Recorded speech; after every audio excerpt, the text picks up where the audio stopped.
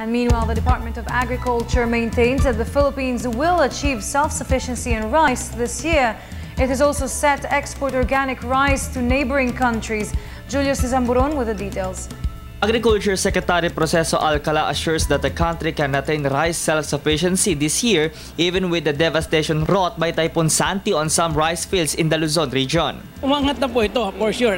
Imagine, we used to import na worth 67 billion na bigas.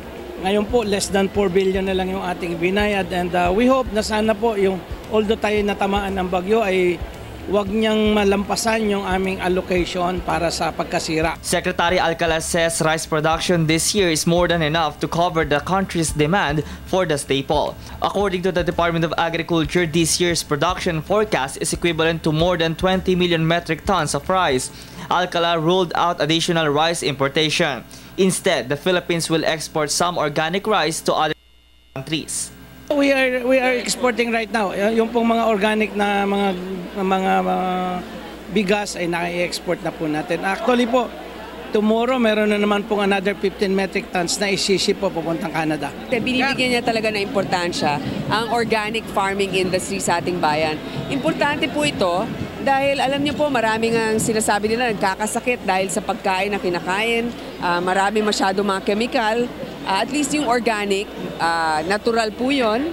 Sabi nga po nila nakakatulong daw sa mga may sakit. Kaya mabuti na tulungan din natin ang ating mga magsasaka. Hindi lang po importante na maging busog, kailangan malusog din. Barring any major calamity, we would achieve our self-sufficiency goals as projected by this year. All of this, according to the Agriculture Secretary, are guided by the policy pronouncement of President Benigno Aquino III during his State of the Nation address as they continue to have more programs to increase rice production using not only the new technologies but also the organic one. Makita po nila na hindi lang po kailangan busog, kailangan po yung malusog.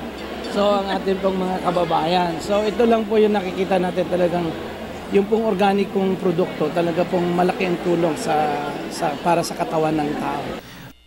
For News Live and for the People's Television Network, I am Julius D. Zamburon.